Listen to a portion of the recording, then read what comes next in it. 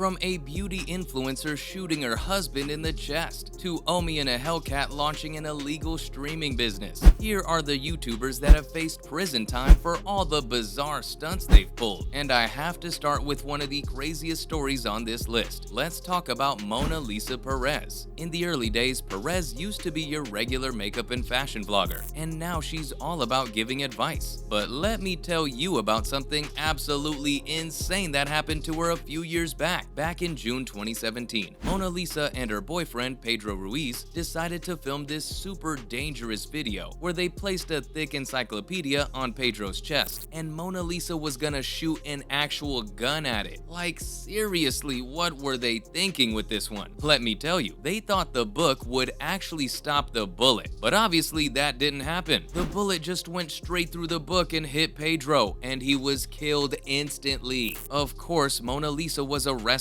on the spot, and then in December of that year, she pleaded guilty and only got 6 months in prison for it. But that's not all. She was also put on probation for the next 10 years and can never ever own a gun again. And for good reason. Get this though, she went ahead and started a new channel offering people life advice based on her experiences. And to no one's surprise, the channel only has 81 subscribers now. I mean, can you blame people for not wanting to support someone who did something so reckless and deadly? But that's not even the worst thing that's ever happened on YouTube. Ever heard of the name Matias Ignacio? He used to be a YouTuber from Chile, but man, he did some messed up stuff. When he first started his channel, Matias used to post videos of him drawing his stuffed animals, playing video games, and making paint animations. Cute, right? Wrong. The animations were full of blood, violence, and screaming that could make your ears bleed. And if that wasn't disturbing enough, in 2018, Matias posted a video called Tortazo Slap, where he straight up abused his pet cat. I won't get into the details because they're seriously messed up, but it was truly shocking for the world to see such violence being targeted at a poor defenseless animal. Thankfully, the video has been taken down from the platform, but it's not just animal abuse that he's been involved in. Matias has also been accused of making racist comments against people from different countries. And to top it all off, back in 2017, there were multiple reports of Matias being abusive towards his female classmates and making them feel uncomfortable. And that was the final nail in the coffin. The Punta Arenas prosecutor's office actually investigated him for abusing 2 of his classmates on March 11, 2019. He had to go to court and face the consequences under the Cholito law. I, for one, am glad that he got what was coming to him. Anyway, let's move on from this disturbed criminal to 2 brothers who took their pranks way too far. I'm sure you've heard of the Stokes twins, but do you know what happened to them? For starters, these 2 pretended to rob a bank for one of their YouTube videos. I mean, can you believe how reckless that is?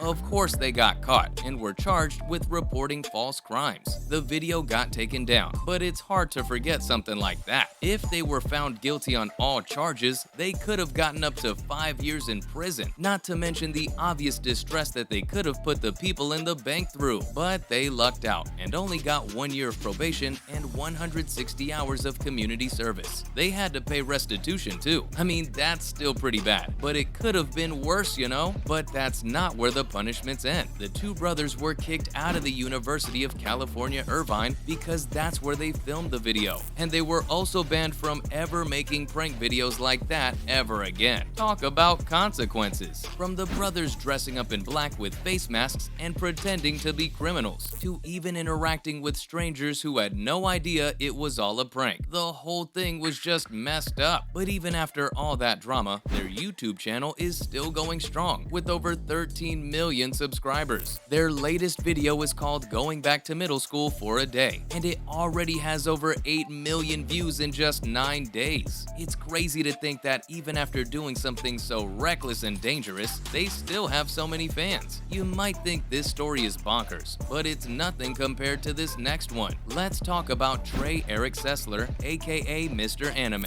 He was born back in '89 and lived in Texas with his family. Trey started his YouTube channel Lens Cap Productions in 2006, where he went by the name Mr. Anime. He was all about reviewing Japanese animation and video games, and he even got pretty popular. In just 5 years, he uploaded over 300 videos and got almost 3 million subscribers and 470 million views. But that's where things took a dark dark turn. All of a sudden, Mr. Anime started making videos about shootings, serial killers, and animal abuse. And get this, he even made videos where he pretended to shoot himself or random buildings with a real gun. Insane, right? But it gets worse. In 2012, Trey shot his own mom, then his older brother, and his dad. Yeah, you heard that right. He was also planning on shooting up a high school, but he changed his mind and went to a friend's house instead. And thankfully, that's where the cops caught him. And guess what? He pleaded guilty and was sentenced to life in prison on August 2nd, 2012. The world really is a messed up place. And speaking of messed up YouTubers that have shocked the world, let's discuss Ryan Stone. This troubled YouTuber led the police on an insane car chase back in 2014 that lasted for over an hour, and they drove more than 60 miles. How crazy is that? But there's more. The car he was driving was actually stolen from a gas station, with the owner's 4-year-old kid still sitting in the back while the whole thing went down. Can you believe that? It's just messed up. Reports said that Ryan might have been on drugs and was dealing with addiction at the time, which could explain why he was acting so erratically and dangerously. But that's no excuse for what he did. He ended up critically injuring a state trooper during the chase, which is just the icing on this bizarre cake. It's a miracle that nobody else was hurt or killed during the whole thing. And I know what you're thinking. What happened to Ryan after all this? Well, he was sentenced to 160 years in prison in 2015 and won't even be eligible for parole until he's 102 years old. I mean, I can't say he didn't deserve it, but all of that is nothing compared to Carrasquillo, or Omi in a Hellcat as most people knew him. He was one of the richest creators on YouTube, and let's just say that he wasn't shy about it. Carrasquillo would always be showing off his insane wealth and fancy stuff to his millions of followers. He had everything from sick properties to expensive cars and jewelry. But then, he got caught up in some serious legal trouble. After being investigated for 2 years, the dude was charged with all sorts of things, like copyright infringement, tax evasion, and fraud. Turns out he created this illegal TV streaming company with 2 partners,